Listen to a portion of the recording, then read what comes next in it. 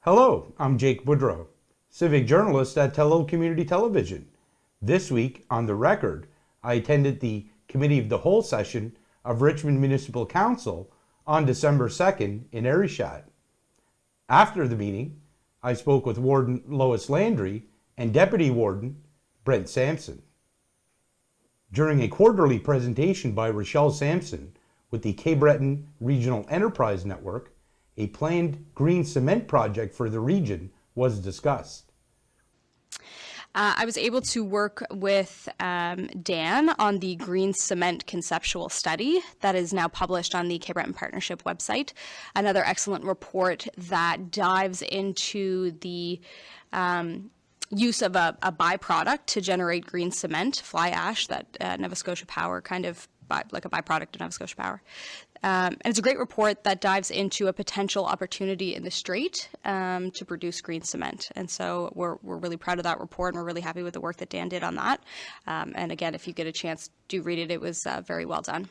And the green cement, you say you're working with Dan on that? Mm-hmm. Now, that's not a cement that's colored green. No, that's just reusing a byproduct of something else. That's right. Yeah. Okay. Replacing a portion of the, yep. Exactly. Yeah. How long has that been going on? The report was just completed within the last couple of months. Really excited about the green cement study. That's a great flag, Councillor Marchand. I think it presents an excellent business case for potential investors. And I know that Dan McDonald is really familiar with this region, so that's great. The straitofcanso.com website, also super excited to see that. I'm wondering if the two could be linked, or if they already are. The .com link I don't think is actually working. It's a .ca. So you guys, or maybe it wasn't resolving well on my computer. It could be a me issue. There's, but just maybe want to double check that. But also wondering, because I think the green cement studies on the partnership website, I'm wondering if it is also linked there. Yeah, so on I believe it's the straitofcanso.ca, and it needs to make sure that there's the Strait of Canso. Yeah. We're rejigging it actually right now to have two separate pages. Right now it has just the announcements, and what it's going to have is we're trying to determine the perfect wording, but announcements and opportunities. And so the opportunities would hold items like the green cement report. I know Proxbury Paper is looking to increase their transload service. And so any type of business opportunity or an RFP would go in that section so that individuals have a quick access to what's available to kind of grow their business within the area. Yeah. So if ever there is a opportunity that you guys see, you feel free to send it my way. I can add it to the website. But During the presentation from Sampson with the Cape Breton Regional Enterprise Network, she, in her information activity report, she talked about a green cement project proposed for the region. How much do you know about that, and what do you have shared the enthusiasm of others about it? Sure, for two reasons, really. Anytime you have new opportunities for economic development in our region, it's a good news story, it's a good day. But to know that that is something that is meant to be a greening of our industrial and residential commercial builds, that's a bonus. So it's a really promising development. And so removing or substituting things that are less good for the environment to with items that are better for the environment, or at least are a byproduct of another industry, just a really promising thing. And I think it speaks to the Cape Breton REN's important work in this area. So they're doing a lot of work to support small businesses and also new industry. Councillors next talked about the fall conference of the Nova Scotia Federation of Municipalities, which took place from November 27th to 29th in Halifax. I also want to draw people's attention to the fall convention for the Nova Scotia Federation of Municipalities. So 3 of us were able to attend that, myself, Deputy Warden Sampson, and Councillor Mumbercat. Certainly loads of information and loads of opportunity to network with other people in other municipalities doing important work. Lots of information about things that everyone would find something particularly interesting. I personally found the information about municipalities' responsibility around disasters and what the municipality's role is, how that links to insurance companies. So lots coming out about that. And that tied in quite nicely to the following day's presentation, which was the very last one, which was highly publicized on the Coastal Action Plan and the municipality's role in light of the Coastal Protection Act not being proclaimed. I don't know if the other two attendees have anything they want to add. It was Friday morning. The governance session was kind of interesting. Some of these things, it's funny because it would be almost interesting, and maybe that's a suggestion, but I'm scared to get put on the organizing committee. Yeah. You know, if once in a while they have some concurrent sessions, but some of these things could be a few hours, could be a little bit long, like, you know, to really get into the meat and potatoes of them, because a lot of them, they're great, but they feel like a brief introduction and then you're moved on to something else. But that might be something I'd be nervous to suggest in the future in case I'd get involved in organizing it. It's true, certainly a lot of the sessions were very short, from 30 minutes to 60, I think was the longest, right? And there was actually some overlap. I didn't attend the governance section because I had attended the governance discussion on November 4th or 5th, but kind of a shame because what he said at that session was that it actually was not the same presentation because they anticipated that. So I went to something else, and not that it wasn't good, but yeah, it's difficult when you have concurrent sessions. So. Councillor Mumbercat. Thank you. So I did want to mention about the concurrent sessions as well. There was one at the same time done by CN as they had a welcoming, inclusive, diversity kind of approach to change. So I attended the CN session because I was particularly interested in their plans around the short line here in the heavy industrial park in particular, and again heard some really interesting information from them about how they respond to security and safety around their rail lines. And as we kind of look at presentations like Rochelle just gave around, you know, related to the green cement study and the potential of having to connect to River Denny's to access that limestone deposit as well as the fly ash. Just really, I think for Richmond County, a lot of relevant kind of information there, and I think an opportunity to strengthen our relationship with that company, which they seem very open to. And I did want to also mention that this was, I think, the first time in NSFM's history where they had sort of a networking session. Remember the tables? You could go to the different tables, and the tables included the various committees, subcommittees of NSFM that are working on specific things like policing or whatever the case may be. And I think that provided for some really impactful discussion and sharing of ideas between municipal units, because I think we all could kind of start to really see how we can influence the NSFM agenda and the advocacy piece for municipalities, not just for us, but for all municipalities. So that's the only two things I wanted to mention on that. So thank you. I just had a question around the disaster and insurance companies. What do you have, like any information on that, or was that just kind of a verbal thing? It was just a verbal thing, but it was, I'll give you a brief synopsis. There was presentation from Intact, which is typically the insurer of most municipalities. They spoke at length about how, so part of it was the connection between disasters, so what fire does and how it impacts your risk during flooding, and vice versa. So land that has been where their forest fires have gone, flooding is impacted differently. So one of the elements was, that municipalities need to be really mindful of each disaster because it can then impact others. So an example for us would have been when Fiona came through, or even Dorian, knocked down the trees, and they do believe that there is, that may have contributed to the fires last summer, really kind of sweeping through because there had been so many trees knocked down that were sort of dead wood and dried up. And so those kinds of things. There was also kind of discussion about, the role of insurance. And so if you look at what's happening in Florida, so there have been so many hurricanes and so much flooding that there are a lot of insurance companies pulling out of that state.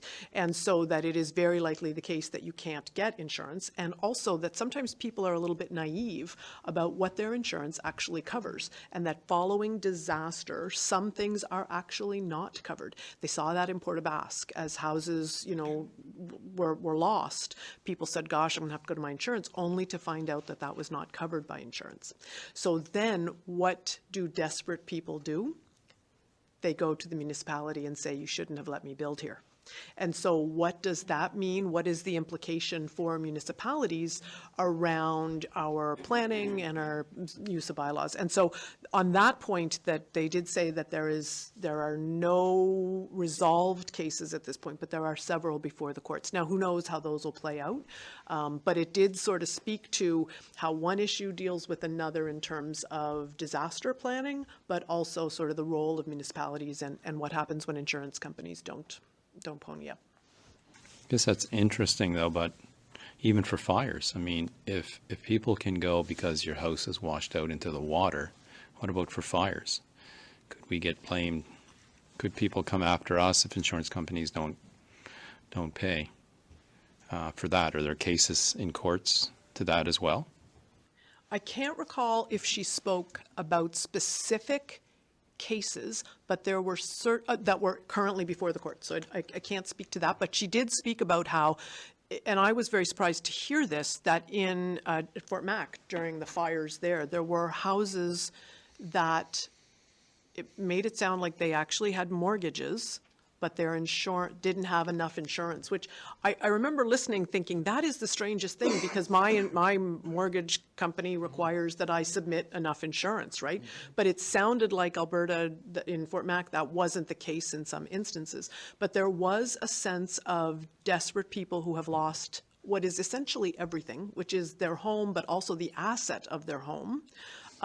Will look to the first person they can, and who calls you when your driveway's not plowed. For every other matter, it is your municipal, councillor. So nothing has been resolved, but she did sort of flag that as an interesting issue.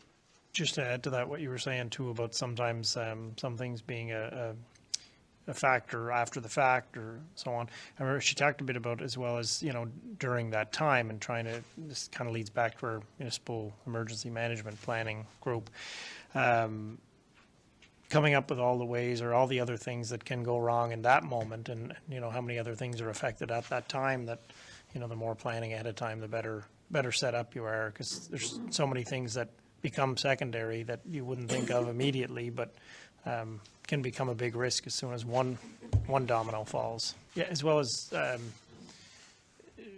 trying to mitigate risk for, with planning strategies around land use and so on and that. It was a big, long conversation about wetlands and the importance of wetlands and preserving wetlands and maintaining wetlands and things municipalities can do, planting along banks to prevent erosion. Very, it was an hour of, oh my God, things you just really hadn't considered. Yeah. Now, when you guys are talking about the Nova Scotia Federation of Municipalities Fall Conference, particularly the session about the responsibilities of municipalities during disasters, you mentioned that municipalities sometimes are being blamed and are getting taken to court, and there's legal proceedings about that because their insurance didn't pay out, and people are basically left with few options, I guess.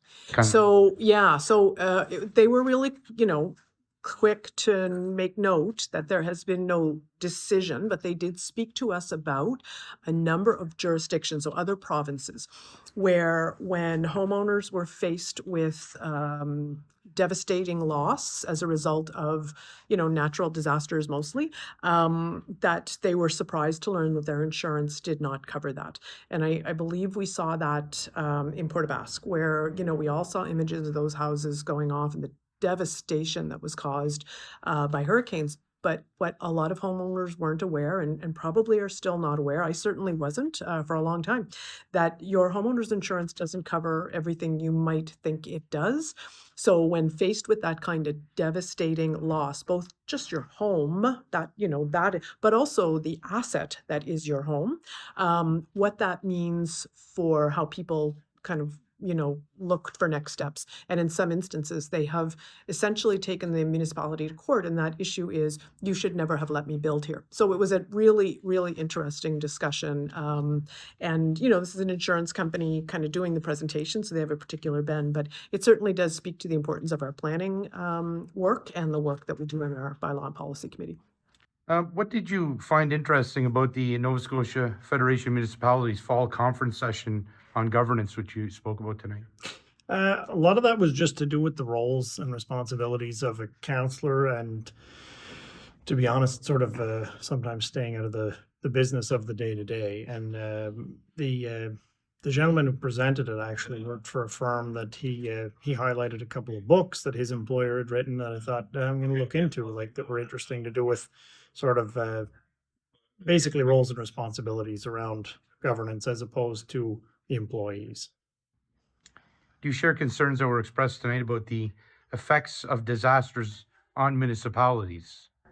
Yeah, I think we all worry about that. And I kind of joked at the time with the woman afterwards. I said, she did a very good presentation. I said, it's hard to have anything related to insurance be kind of interesting, but she managed to pull it off. It was, there was some sort of scary thoughts in there, but really a lot of it is just thinking about this stuff ahead of time so you can get ahead of these problems and try and do the best to avoid them. District 4 Councillor Amanda Mumbercat provided an update to Council on the Straight Richmond Housing Matters Coalition service-based count of those facing housing insecurity in eastern Nova Scotia and Cape Breton. So, item 9 is Councillor Mumbercat's agenda item. She has provided those of us here with information from the Nova Scotia Housing Matters Coalition. And am I right, Councillor Mumbercat, this is from the presentation that occurred, I forget the day now, but... So it's basically a report from the Housing Matters, the Straight Richmond Housing Matters Coalition. And it does cover both the housing symposium and the service-based count. The service-based count was recently made public, but I just thought just to make it helpful for councillors, I put a little bit of information in here. But I did want to mention that our coalition, just for those who may not be as familiar with it, we meet quarterly. Our next meeting is scheduled for December 11th. It consists of individuals and members of organizations that kind of represent a wide spectrum of housing-related issues, so health and social services organizations, municipal representatives, and our membership now, I'm really pleased to say, also includes our regional representative on the Nova Scotia Nonprofit Housing Association, who is my co-chair, Cheryl McDaniel, along with our two YMCA housing support workers in the region. That is, those housing support workers have only been at their efforts for the last couple of years. So I thought maybe the presence of those folks in the region might be new information to some folks. So my report kind of outlines and includes a link, and I'll publish that online as well on I think actually I might have already done that on my Facebook page, and perhaps, Warden, through you to the clerk and the CAO, if we could kind of include that on our as part of our package too of information available to the public. It includes information on the housing symposium, which is always a very urban-focused discussion around homelessness in Nova Scotia. But this time, the United Way in Halifax specifically wanted to have a conversation about rural challenges and rural solutions. So the coalition had, I think, some really relevant information to share there, and you'll see marked in the slides, we spoke about kind of what our role is around networking and partnerships and education and knowledge exchange, but also how that coalition has led to tangibles like a new regional nonprofit housing association that is just in the process of being formed through the chamber. You know, the new Renest Furniture Society, which provides, you know, secondhand furniture to folks who find themselves in need of such when they are placed in housing. The work of the coalition also led directly to the service-based count that we're going to talk about in 2021, and also this one here in 2024. And it also has led, I think, it has helped to inform, anyway, municipal policy to incent private divestment. You see housing very prominently in our strategic plan, 2 of our 4 pillars. It's embedded in our land use planning, and it's embedded, of course, in our new capital improvement policy as well. So, so that's what we kind of covered as terms of policy solutions for the Housing Symposium. And understanding the nature of the issue in our area has also been a big area of focus for the coalition, and so that is why we've supported the service-based count for homelessness in our region. It's the region that is covered by the count is the eastern region of Nova Scotia, as defined by Nova Scotia Health. So it would be Antigonish, Guysborough, and then all of the counties on Cape Breton Island. And what we asked the research team to do, the research team was led by Dr. Catherine Leviton-Reed from Cape Breton University, as well as members of the health promotions team here in the region. We asked them to kind of separate out, whenever possible, the rural information from the more urban Sydney core area, because, again, very different issues and opportunities there. So they've done that in so much as they can, and you'll see in the slides that they've often separated out Antigonish and Guysborough, and then Inverness, Richmond, and Victoria. They cannot break it down to a county level. I figured that would be a question that would come up from council. So I asked the question. They cannot break it down to a county level because our numbers are, because we're rural, are much smaller, and it becomes an issue of privacy. And so their research ethics board would not enable them to publish anything kind of lower than those groupings that I mentioned. You know, at the end of the day, there's a lot of details in here. There's an infographic that they've produced to go with the report, as well as the slides. And at the end of the day, we've got, you know, this year, based on the count, 719 people in the eastern region who are experiencing some form of homelessness. And that it does not include 174 children who are also reported to be either under either the full-time or part-time care of those experiencing homelessness. So it's an impact of 893 people in a region of Nova Scotia that doesn't have all that many people in it. So it's a startling figure. You know, their definition of homelessness in the case of the study was really based on those who are unsheltered, living rough, those who are emergency sheltered, those who are provisionally accommodated, folks in institutional care, or those at risk of homelessness because they're either facing eviction or in some kind of other precarious type of housing situation. And of course, as you can imagine, in rural areas, our institutional care numbers are very low. It doesn't necessarily mean that our residents are not being impacted and are in institutional care. What that means is we don't have institutional care facilities in our region, and so those numbers don't get reflected. They get reflected in the larger area. The other thing I wanted to flag in this is that the way that the data is collected, it's through service providers, and it's a specific type of count that has been conducted the last number of years. This would not be possible without the support and cooperation of our service providers. So for those who participated in the count, I really want to say thank you. This information helps us understand, I think, the scope and the nature of the problem that people are facing in our communities, and I think will help us continue to develop better policy and solutions and work with other levels of government, because we have data to back up what we know anecdotally to be true, because we live in our communities and we talk to people and we see the challenges they're facing. So I do want to mention specifically for Inverness, Richmond, and Victoria as well, that there were a number of 87 individuals in the service-based count, just in our 3 counties, who were experiencing homelessness.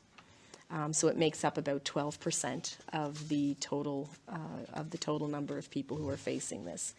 And when we hear about, you know, what what experiences people are facing. We're hearing a lot about, people who are staying with friends, they're couch surfing, they're staying with family members, they're in transitional housing, or even, in a temporary kind of hotel, motel situation. Homelessness looks different in rural regions than it does in urban centers, and a lot of that is because it becomes very invisible here, because people will be provisionally accommodated, or they, they're flying under the radar. The other flag is that in terms of who is experiencing homelessness, most individuals are in their 30s who are facing this issue in our communities. About a third of the people identified are in their 30s, between the ages of 30 and 39. Second to that was the folks in the age range of 40 to 49, 21%. And people between age 16 and 29 collectively were almost a quarter of the people who are facing homelessness in our region. And it's about an even split between male and female. Marital status tends to be more folks who are single, separated, or divorced experiencing homelessness, and by a vast majority, about 83%.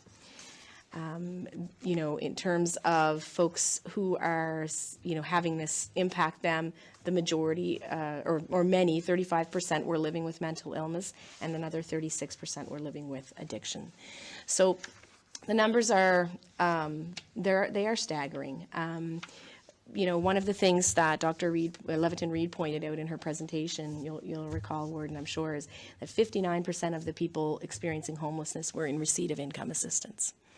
So I think that really demonstrates a huge gap between the resources that are available to support, constituents in these situations and the amount of funds that they are receiving just to stay afloat and just to keep a roof over their head. That's a huge chunk of the people who are being impacted. So again, maybe I will leave it there. I think for many of us on the call, and I was really. Thrown into the kind of hosting role for this event, the knowledge sharing event that they had on the 29th. But was really glad to be able to get that firsthand account. And I, although it wasn't recorded, I'm sure that the research team would be more than happy to come and, do additional updates. So if council had an interest in that or wanted to kind of have a more fulsome conversation with the research team, I'd be happy to kind of facilitate that. It's startling numbers, and I think it demonstrates that even though municipalities are not primarily responsible for housing, it tends to be a provincial responsibility. It's going to take all of our effort to help resolve the issues, even in rural Nova Scotia. And I guess as one last point of context, the jump in the number from 2021 is really what concerned me as well. For folks who were here at this table and listening online, in 2021 we talked about the number was 419 people who were facing homelessness in that year. We've jumped by 300 people. To up to 719. So it's quite a marked difference, a 72% increase in just a 3-year span, which I think also demonstrates the urgency of the situation. So Warden, I'll leave it there and invite any questions, or if anybody has any follow-up, I'd be happy to answer. These are people who have been counted by service providers, which does not include people who have not been counted because they have not been able to access services.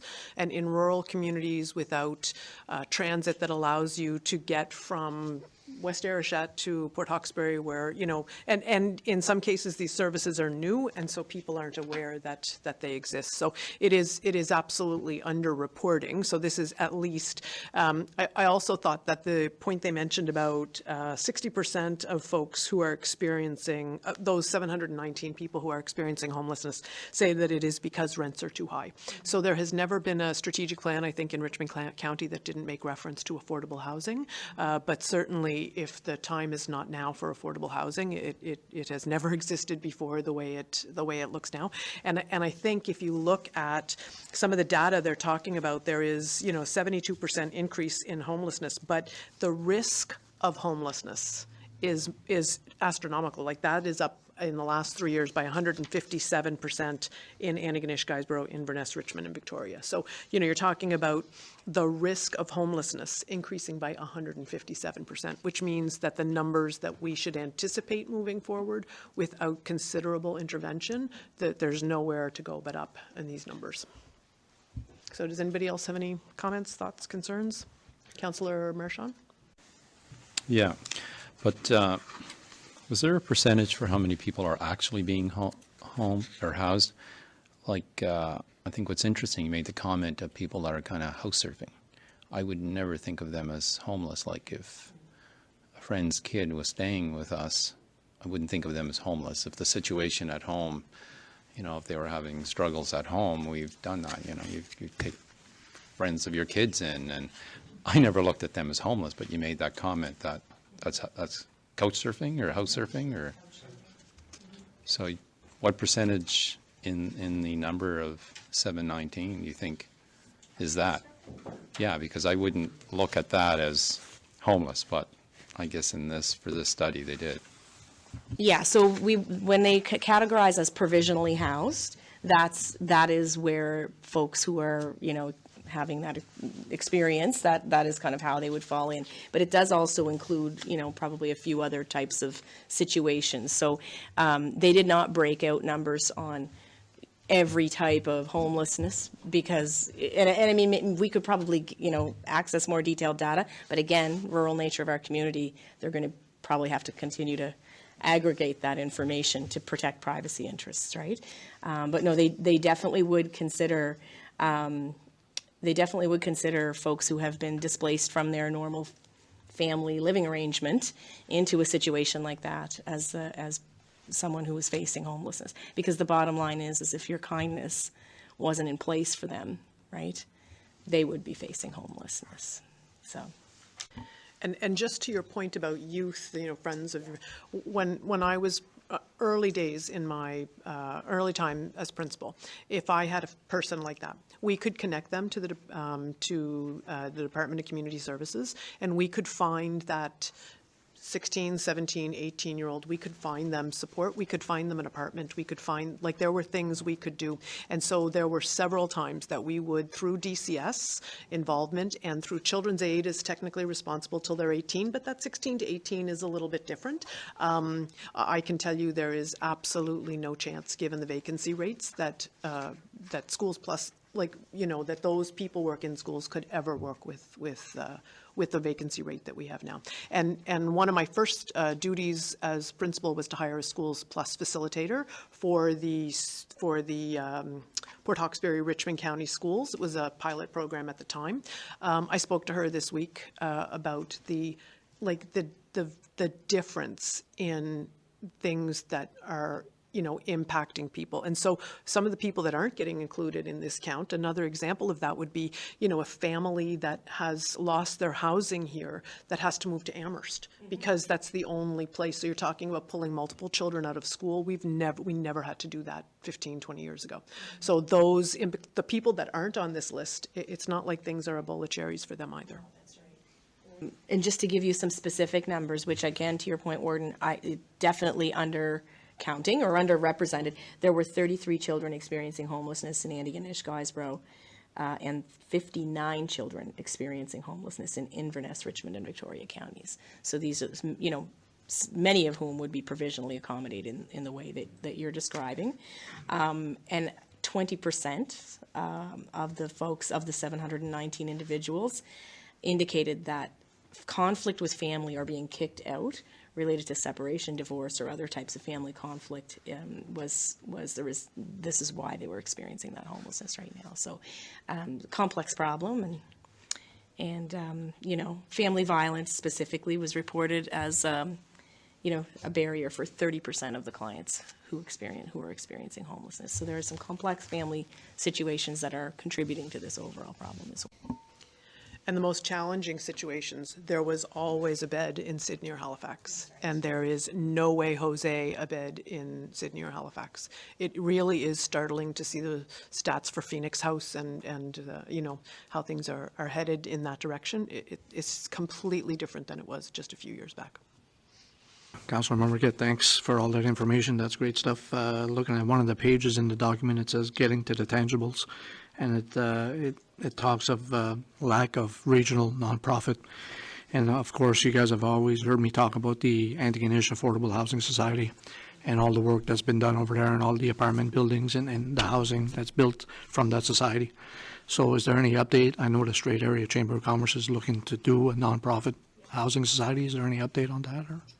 The update is that my last conversation with Tanya at the Chamber was that they ended up having to resubmit their grant application to the Transformation Fund, Community Housing Transformation Fund, I think it is. And pardon me if I'm not getting that nomenclature quite right. Anyway, so they've resubmitted under a new category, and I think they're just waiting to hear back on the funding. Once that's done, they're prepared to put out an RFP for a consultant to put the organization together. So I expect it imminently. That being said, and although her conversations with the funding agencies are positive, we know that I'm sure there are many other communities looking for the same solution, because places like Antigonish have, affordable housing have certainly demonstrated that, they can be effective in putting an actual roof over people's heads.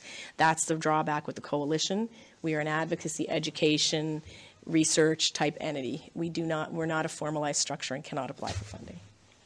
Yeah, and to follow up with that, I met with the mayor of the town of Port Hawkesbury and someone from the chamber, Kevin McEachern, who's involved in submitting the application. And I see the value of trying to do, good work and making sure that consultants can speak to who is the best, what profile are we looking for in our governance structure. But in the words of a construction company that used to be around here, sometimes first you get fast, then you get good. Like, I think there has to be a sense of urgency, and I'm hoping that this data speaks to the importance of, like, go, that we don't have the luxury of taking, and making sure our governance structure is solid, yes, but maybe, the consultant stuff is something we're going to have to push for. And I think this data helps drive that. Now, District 4 Councillor Amanda Mumricket called the number startling of those experiencing housing insecurity in the region. Do you agree that those numbers are startling, as she said? Startling, conservative, devastating. There's a whole lot of adjectives you could use there. We're talking about a 72, so almost doubling of the number of people in our community, our own people, who are either homeless or precariously housed or on the brink of homelessness. And we're not talking about people who might have to downsize or might have to something. We're talking about people who are on the cusp or are already homeless. And we are lucky to live in a community where we have so many people who will take in others. But what we know is that we see places, those of us who are a little longer in the tooth, if you went to Halifax, if you lived there for any point, we saw people living rough in the city of Halifax for the last 40 years, 50 years, longer, I'm sure. But to see that in places like Berwick and Kentville and Sydney, and, we're seeing that sort of coming closer and closer to us. And, an overwhelming majority of those people talk about the challenges with the cost of rent. And so I don't know that there's ever been a strategic plan in Richmond County that didn't talk about, supporting, advocating for affordable housing. But holy cow, if now is not the time, I don't know when it is. So the numbers are staggering and they're just heartbreaking. Do you agree with Councillor Mumricket that this segment of the population is often invisible in rural areas? Oh, I guess. Yeah, very much so. So we see people that are, when you are homeless, you are at your lowest. You're not waving your arms saying, hey, look at me over here. So they are absolutely invisible. The other thing that I think we miss the nuances of some of these things. We see, I can certainly speak from experience, somebody who had a lot of involvement with kids in the school system. What we're not including in this is, somebody who lost their housing and had to move to Amherst or Yarmouth because they, some service provider found a place for them and their 4 children. So, we're talking about dragging your kids from a place they know, taking them out of a school system they know, plunking you in a place that you might not have access to transportation, to the, for the simplest of things that many of us take for granted. So, the absolutely, we are looking at conservative estimates on all of that and just staggering information. Now, the housing and security numbers from the Eastern region were reviewed tonight. What struck you about those figures that were presented to you guys? Well, I had a bit of time ahead of time to look at those, just because through my involvement with the board of the Kingston Clinic that had been circulated to us in an email previously, and just the increase, honestly, the big increase over the last 3 to 4 years, that's the scariest part. I mean, we don't like to see any of this. Obviously, a lot of the numbers are focused around the CBRM in the more urban areas, but it is still happening, in our own backyard. But again, to get back to that, the saddest thing, or the biggest thing that worries me about it, is the dramatic increase we've seen over the last few years. The report from CEO Troy McCullough discussed a request from Destination Cape Breton to administer the Cape Breton Tourism Marketing Levy. Earlier in the meeting, District 3 Councillor Brian Marchand was unsuccessful in his attempt to have added to the agenda a request to receive financial records from Destination Cape Breton. Later in the meeting, councillors approved that request. Moving on, the next item is the designation of Destination Cape Breton to administer the Cape Breton Island Marketing Levy. So I'll let you give some background on this in addition to the question we're being posed. Thank you, Warden.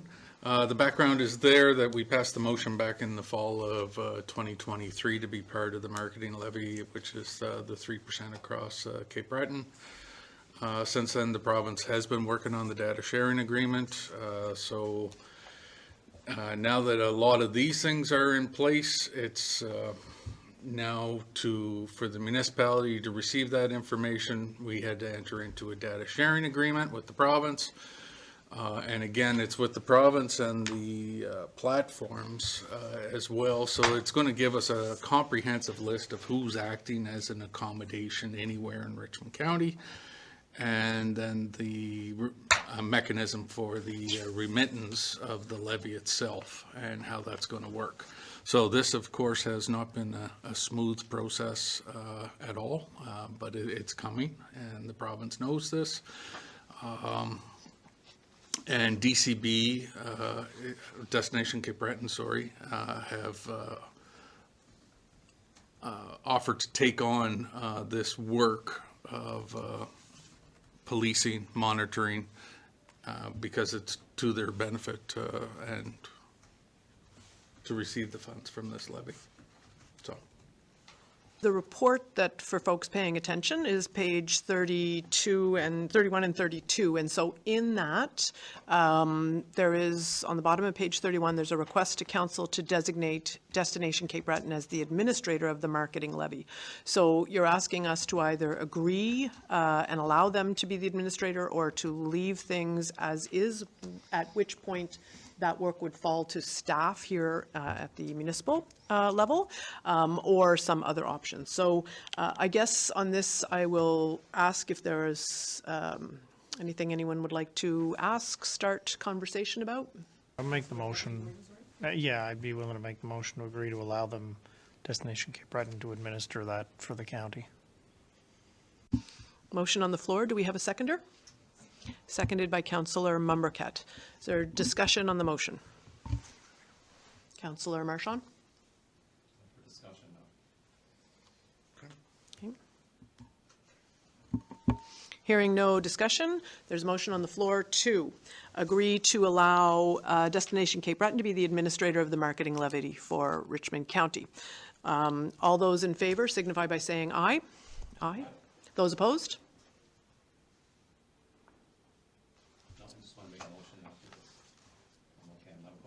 No, so you voted yes? Okay, I saw your hand up when I said no. Good. Councillor Marchand? Yes. At this time, I guess, I'd like to make a motion in reference to DCB that we ask the CEO. I'd like to request maybe 3 or 4 years back of financials. I know there's an email from the CEO that they're going to give us some for this current year. I'd like to get our CEO to request financials going back at least 3 or 4 years. And is that motion in respect to this issue around the marketing levy? I guess there's been questions about getting the financials from them over the years. There's been emails going back and forth. So the CEO asked that he has a motion to pursue this further. That's the reason for my motion this evening. And it relates to the marketing levy, so it falls under this. Do we have a seconder? Yeah, I'd second that, based partially on the fact that I think it's been quite a while they've been asked for this. I know that went back a while, and even the previous councillor for District 3 had spoken about at the time. I think she was aware of how the similar group that operates around HRM, their financials are all made public, so I don't see why they can't be here. Any other discussion on the motion? Okay. All those in favor of directing staff to request financials going back 4 years? Is that what I heard? That's what I heard. Okay, so that's the motion. All those in favor signify by saying aye. Aye. Those opposed? That motion is carried. So District 3 Councillor Brian Marchand requested that the financials of Destination Cape Breton be added to the agenda, but you guys weren't able to accommodate requests because of procedural issues. Yes, so he wanted to bring a new item to the floor, a new agenda item, so under new business, a new item. And I take the blame for this, that I believe last month there was a similar request, but part of what we want to do, of course, we want to do business, and we're chomping at the bit to make sure all the business of council gets done.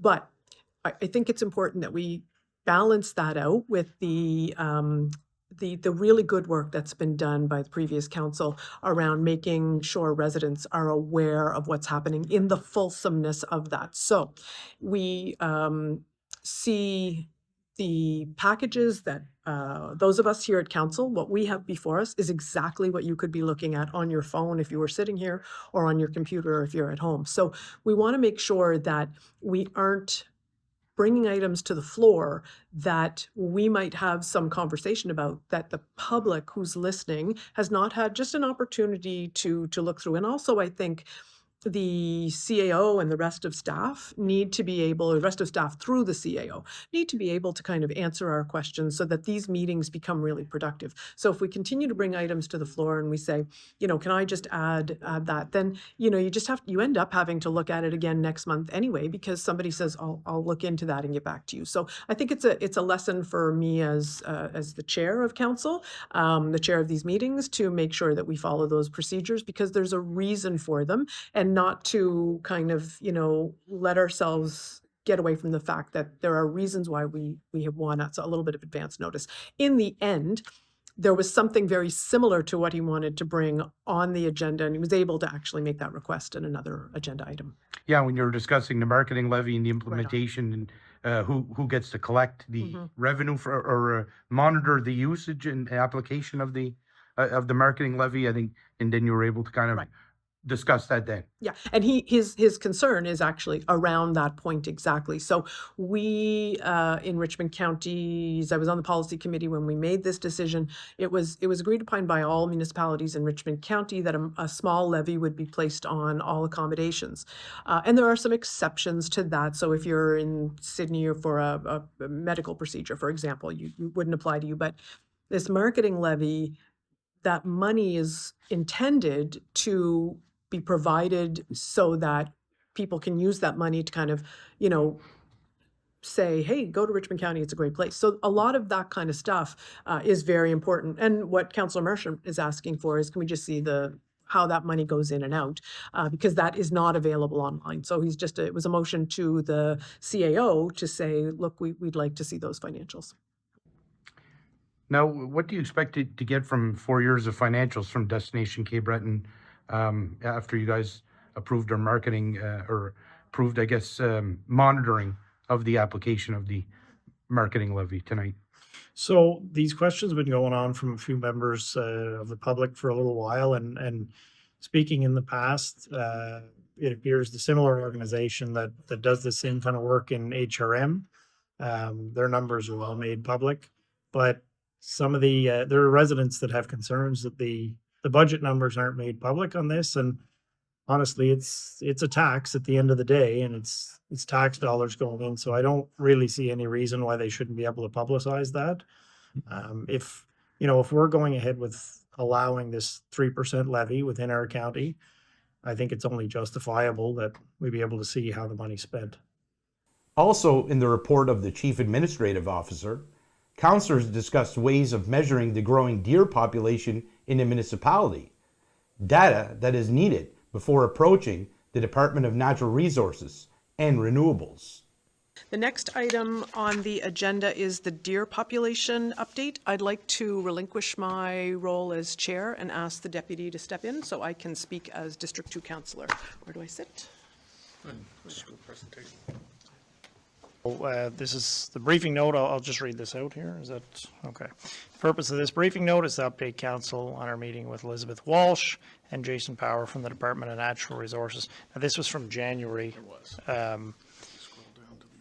So what had happened at that time, they were seeking a resolution of council authorizing staff to explore the costs of conducting a survey and contact the NSCC to inquire how the Natural Resources Environmental Technology Program may assist the county in this work. This was to do with the deer population throughout Isle Madame specifically, and the update from staff is after many attempts, this route did not proceed. So I'm not sure. We've got an update from staff here for November 2024. Staff contacted an environmental consultant on October 2nd, 2024 to discuss the process and next steps to being able to address the deer issue in Richmond County. It was learned that the first step in determining the number of transects or routes in the area of study and then doing the field work in April. An estimated value for this work is between $12,000 to $15,000 for the transect determination and field work. Additional days in the field due to weather conditions is $1,000 a day plus mileage. Staff are therefore recommending a safe budget of $20,000 to have this first stage of the work completed.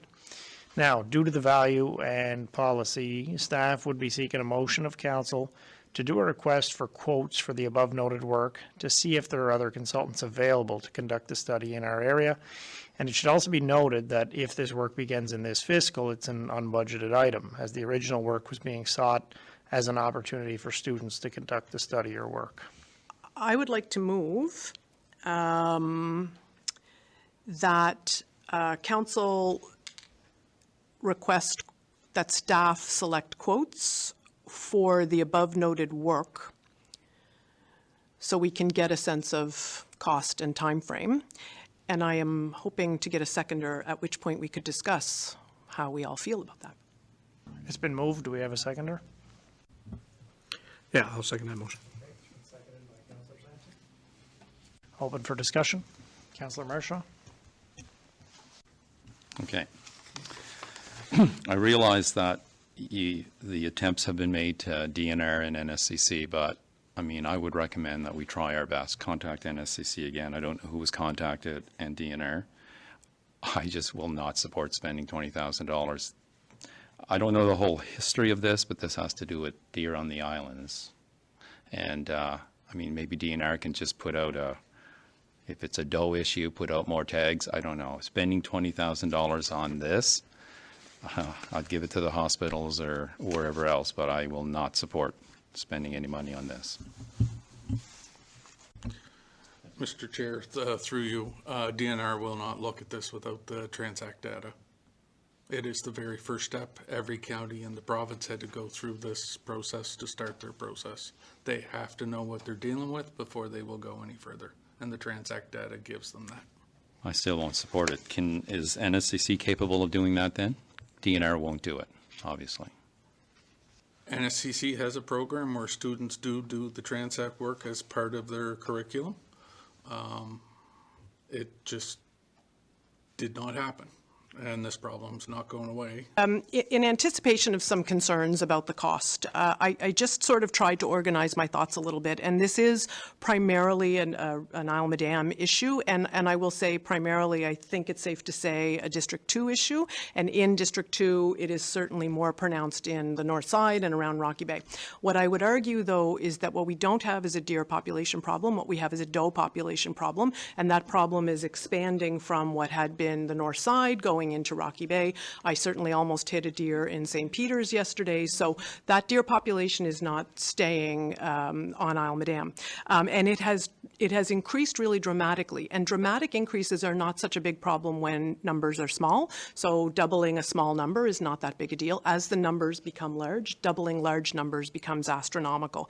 So we know that there are fewer people hunting. We also know that there are fewer people trapping, and I want to speak to that separately just in a second. But we have smaller families, so people don't need as many deer. So we have what has become a fairly significant issue.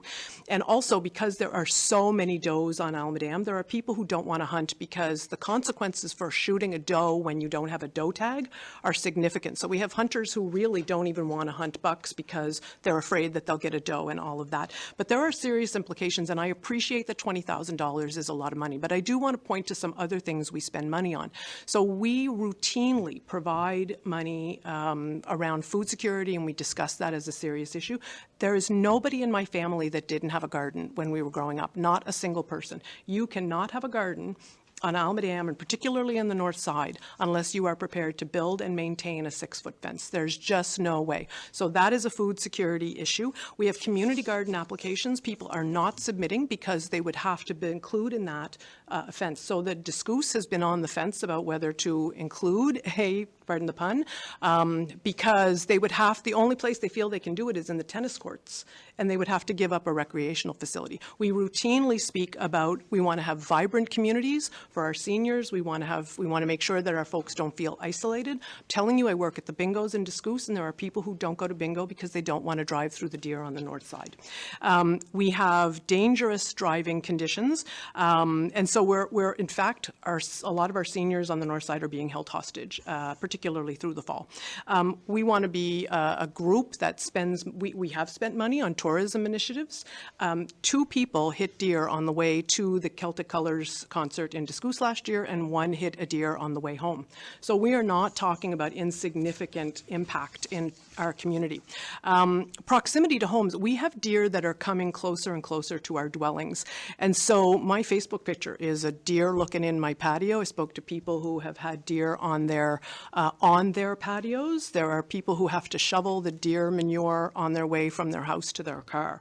And so so as deer become more plentiful, they need more area to feed. I also believe I'm all for our on-site septic systems, but certainly every morning if I wake up on a snowy day, the nose prints in my septic field are pretty significant. So we have deer that are coming closer and closer to our yards.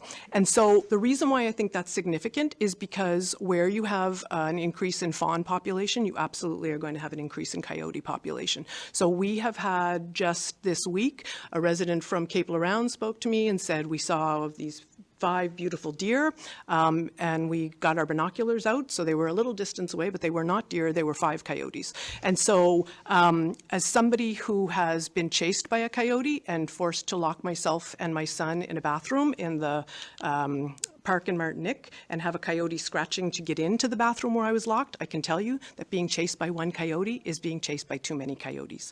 And so the coyote population doesn't bring down the deer population. It deals with because they don't take adult deer, but we don't have the trappers that we used to. And so everything is linked. We used to have a trapping program where you could drop a coyote off at DNR and there was cash provided to you. We also don't have trappers trapping because the price of pelts has gone down really dramatically. So we're seeing an increase in coyote population and coyotes that are coming closer to homes, which in turn drives down the rabbit population, also a food security issue. The ticks, another issue. We know that that's a health concern. vehicle accidents, which all goes to your premiums, which is an affordability issue. All of those things we as a council spend money on. So I don't want us to think that it's $20,000 out of pocket and that there's no benefit to residents on that front. There have been some things that have been done. There was a doe tag lotto, but very few of those went to Richmond County by comparison. And you're not required to hunt on Almadam. And in addition, the bonus tag issue has become a bit of a kind of, not a lot has happened on that front, largely because when you catch your first deer, your freezer is full. And so we don't. So I really do think we need to be mindful of the long-term ramifications of some of these issues. And so some things we also could do that are cost neutral. So for example, we have people feeding deer. Anything we could do to push out recommendations from DNR on our socials about things we should and shouldn't do around the deer population. But I will point to the fact that there is a deer cull in Truro that has been going on for several years. I think this is year 4. And Colchester County just voted overwhelmingly to put in a deer cull as well. Now that meat from a deer cull all goes to Feed Nova Scotia, so food banks. So it's not an insignificant problem, and the deer are not going anywhere, and they're headed your way. So I just feel like we need to understand the scope of the problem. Thank you, Deputy Warden. No one is saying there's not a problem. I mean, when I drive on the island, I see it as well. I just think spending this amount of money for that, there's other ways. If Colchester has passed a motion enabling a deer cull, are we able to do that? Are there other ways that we can bring this population down, this doe population? I agree it's there. All the concerns you have are valid and truthful, but spending $20,000 on a study that is it going to do anything for us? What's it going to do? Is DNR going to put in more doe tags on the island? Why can't they do that now? I mean, all of these concerns maybe should be given to DNR, and maybe they can do something to help us here. Or if we can just pass a motion to enable the deer cull, let's do that. Thank you, Deputy Warden. So I think to my understanding, just from staff, it's that, yeah, none of those things could move forward. The province wouldn't move forward on it without that initial data. So you're telling me, okay, Colchester County passed a motion, I'm hearing from the warden.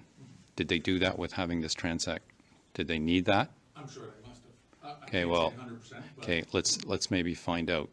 What rights do we have to initiate a deer cull or anything that can alleviate this problem?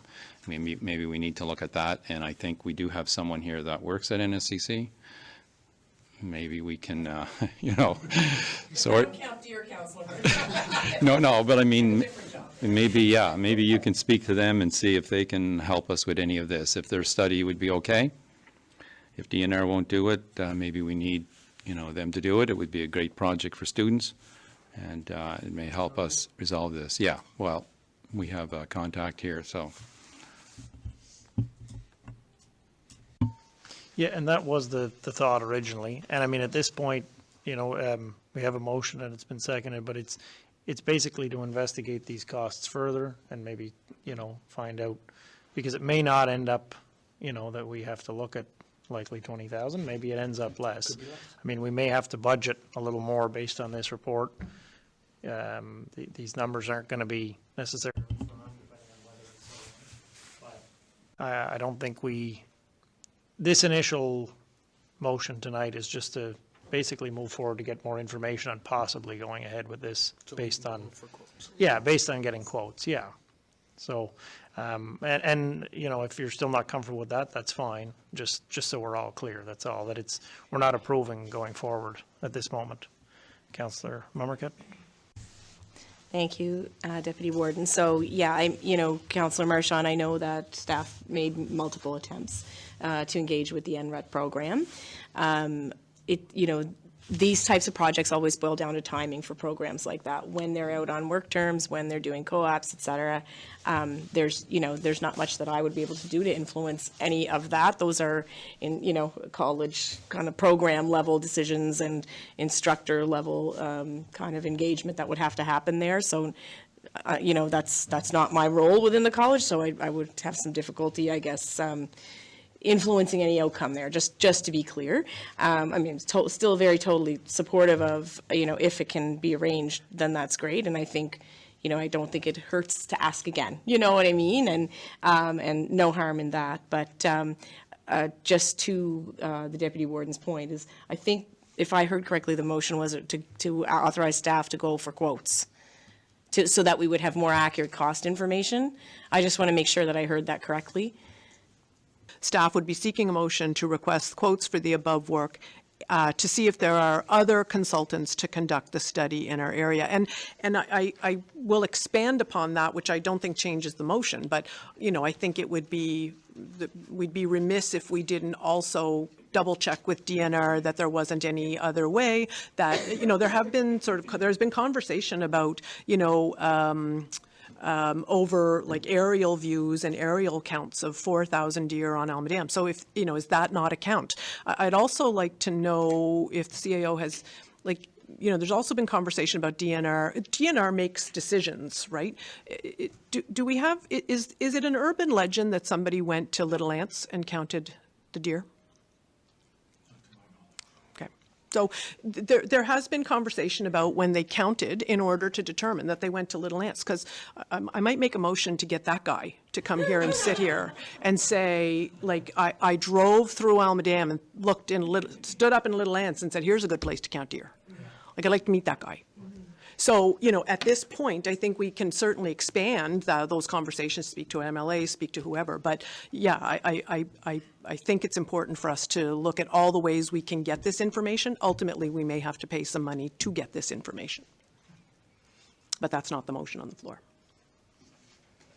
I have no problem reaching out to the campus again to see if, while we're getting the quotes, if there's any opportunity for this work to happen and what the time frame of that would be that works for them, so that when we do have the quotes, that'll be part of the conversation that'll be available to you guys. It's the best I can do. Warden, did you say you read from the last paragraph, seeking a motion to request quotes for the above noted work? There are other consultants, or? Because what you just read, I didn't see it all here. Update 2024. Yeah, I have that on the back. Yeah. Seeking a motion of council to do a request for quotes for the above noted work to see if there are any other consultants available to conduct this Study in the area. Mr. Chair, if I may just add clarity to that, because DNR couldn't proceed without the information, they referred me to a consultant that does this work. So I've only talked to one so far. So I need to go out and talk to others, and due to the value of this and what was quoted by this individual, I can't just sole source this. We have to go out and get multiple quotes. And that was this person's estimate, just off the cuff. So I'd like to get a firmer scope, some idea of the transacts they're talking about, and come back to you guys with the information and options. Okay, so the quotes aren't going to cost us anything, getting the quotes. And while staff is doing that, you're still going to try your best to contact NSCC. Okay. Thank you. I'll support if it's just the quotes. So we have a motion and a seconder. After discussion, I guess I'll call for the vote. All those in favor signify by saying aye. Aye. Those opposed, nay. Motion is carried. So you also spoke about the burgeoning and ever large deer population in Alma Dam. Even if the quote comes back at about $20,000 or in the $20,000 range, is it still worthwhile to do that count, given the scope of the problem which you outlined tonight? Yes, yes, yes, 100 times, yes. And it is a significant problem, and it's not getting any better. And, explosive populations, small things that DNR has tried with bonus stamps does not appear anecdotally to be making a significant enough dent. And so we are, we're talking about financial impact. The number of people who have, insurance claims. We used to have gardens. You could not grow a garden on the north side. So we sometimes miss the point that the deer population seems to be a single issue, but it is broader in terms of tourism and, affordability. And we have seniors who are held hostage in their homes certain times a day because they don't want to drive because of the deer population and the deer on the road. So there's lots of things that we can do. Public education, don't feed the deer, things like that for sure.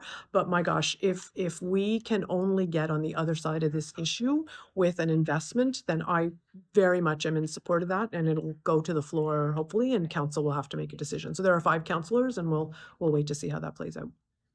Do you agree with the warden that the rising deer population is becoming a major problem in the municipality and not just Alma Dam alone? Yeah, I do a lot of driving, there's no doubt, but especially there's a lot of evenings after leaving here after dark going home. It's not uncommon to see a few between here and West Arishat. One night in the last couple of months going from Petit de Gras area over towards the Scoos, within a 10-15 minute span, my wife and I had counted 10 deer. The numbers do seem unusually high compared to what you see other places. So I mean, I think it's worth exploring the options here because it's a safety factor at the end of the day. Thank you for watching. Please tune in again to find out what we will be talking about on The Record.